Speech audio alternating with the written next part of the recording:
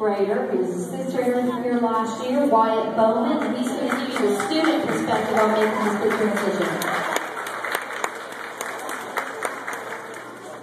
Hello, upcoming 6th graders. My name is Wyatt Bowman. I'm going to give you a little motivational speech for when you're going to the next grade.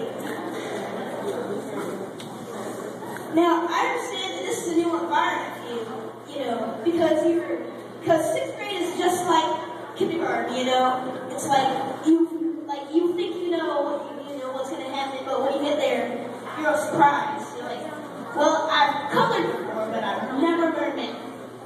There's certain stuff you learn in 6th grade that you haven't learned before, but it's like a transition.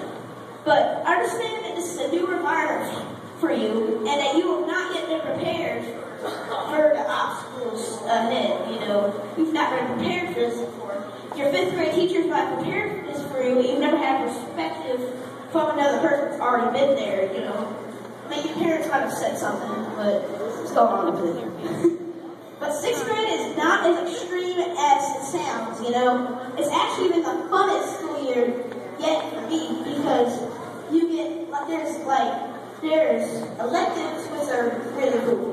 Because you get you don't get picked in 6th grade, so you know that. But you usually get one eventually in the school year what you want. So it's not like you're never going to get the one you want.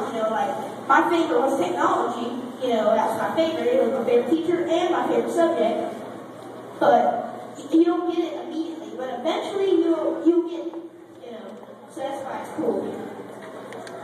And, you're getting older, so you have more responsibility in your life than before. Hence, more responsibility means more work and more choices.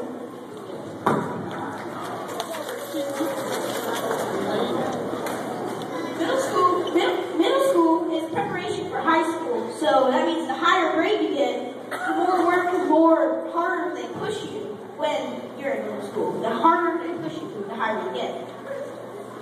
Starting in 6th grade, they stop holding your hand and they start, make you work on your own, less help, and they start telling you like it is. Because in 6th grade, they don't baby you like they do in 5th grade. 5th grade, 6th grade, not a big, transition. It is. It's 2 different schools, so it is a big transition. So 6th grade is the best time to buckle down and do your greatest. Because starting now, this is when you make your first impression. You think your first impression is full house. It's the first year. So that you know. See, the only reason I'm doing this speech right now is because I made a good impression. You see? And you want to do the rest next year.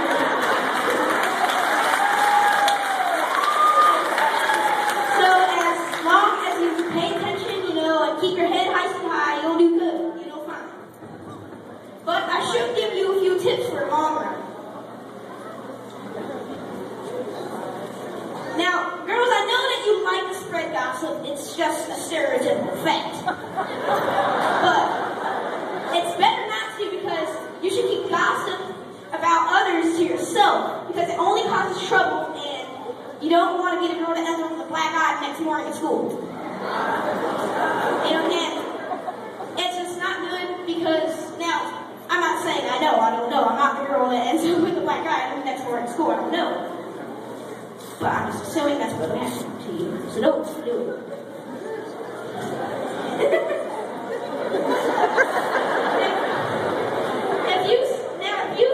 Now this is just something.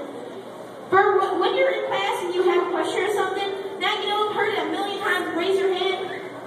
It not only is it the rule, but it kind of it shows the teacher respect. You want to, like I said, good, first impressions. You want to make sure you respect them. You don't want to be their enemy, because you're not their enemy. You might not be their friend, but you're not their enemy.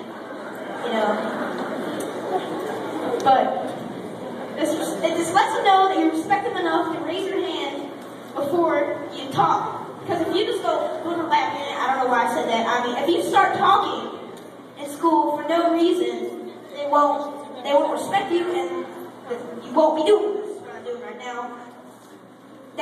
see, it all adds up. And now this is just one tip that I really respect for the whole school year. If you start to get bored in school, you know, and you just really want to go home, I know that feeling. If you want to go home and you don't want to be at school anymore, what I do is I always think of my favorite song. I know this sounds terrible, but I think of my favorite song in my head, and I just listen to it the whole day while I'm working, and that's what I do. You might have something different, but that's what I do.